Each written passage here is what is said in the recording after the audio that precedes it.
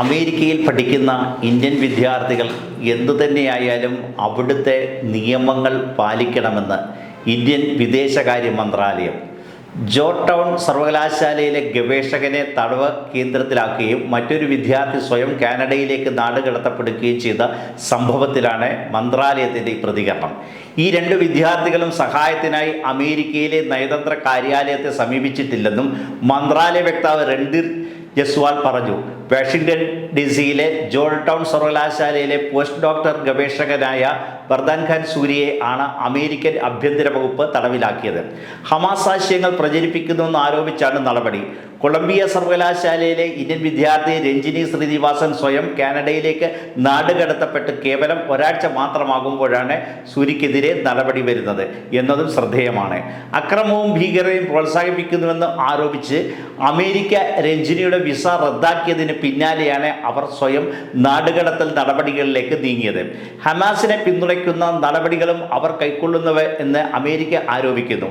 ഏതെങ്കിലും ബുദ്ധിമുട്ടുകൾ നേരിടുന്ന ഇന്ത്യൻ വിദ്യാർത്ഥികളെ സഹായിക്കാൻ അവിടെ ഇന്ത്യൻ നയതന്ത്ര കാര്യങ്ങളുണ്ടെന്ന് മാധ്യമപ്രവർത്തകരുടെ ചോദ്യത്തിന് അദ്ദേഹം മന്ത്രാലയ വക്താവ് രൺധീർ ജയ്സ്വാൾ നൽകിയത്. വിസ കുടിയേറ്റ വിഷയങ്ങളിലെ തീരുമാനങ്ങൾ അതത് രാജ്യത്തിൻ്റെ സ്വയം നിർണയാവകാശങ്ങളാണെന്നും അദ്ദേഹം പറയുന്നു.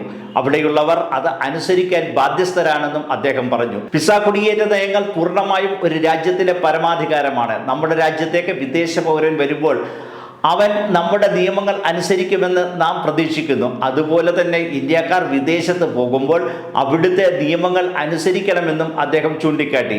സൂര്യയെ തടവിലാക്കിയിട്ടുണ്ടെന്ന് അറിഞ്ഞതായും പക്ഷേ അദ്ദേഹമോ അമേരിക്കൻ അധികൃതരോ ഇന്ത്യയെയോ നയതന്ത്ര കാര്യാലയത്തെയോ സമീപിച്ചിട്ടില്ലെന്നും അദ്ദേഹം വ്യക്തമാക്കി. രഞ്ജിനി ശ്രീനിവാസനും സഹായം തേടി നയതന്ത്ര കാര്യാലയത്തെ സമീപിച്ചതായി അറിയില്ലെന്നും അദ്ദേഹം കൂട്ടിച്ചേർക്കുന്നു. മാധ്യമങ്ങളിൽ നിന്നുമാണ് അവർ കാനഡയിലേക്ക് പോയ കാര്യം മനസ്സിലാക്കിയതെന്നും അദ്ദേഹം അഭിപ്രായപ്പെട്ടു.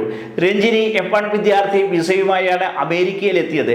കൊളംബിയ സർവകലാശാലയിലെ നഗരാസൂത്രണ ഗവേഷക വിദ്യാർത്ഥി ആയിരുന്നുവെന്ന് അമേരിക്കൻ ആഭ്യന്തര വകുപ്പ് അറിയിച്ചു.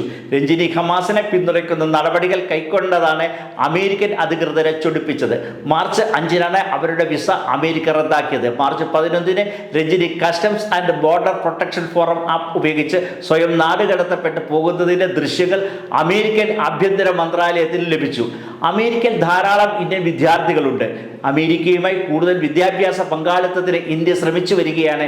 വൈജ്ഞാനിക പങ്കാളിത്തവും നമ്മുടെ വിദ്യാർത്ഥികൾ അവരുടെ സർവകലാശാലകളിൽ കൂടുതലായി എത്തുന്നതും ഇരു രാജ്യങ്ങളുമായുള്ള ബന്ധത്തിൽ ഏറെ നിർണായകമാണ്. ഈ ബന്ധം കൂടുതൽ മെച്ചപ്പെടുത്തണമെന്നും അദ്ദേഹം അഭിപ്രായപ്പെട്ടു.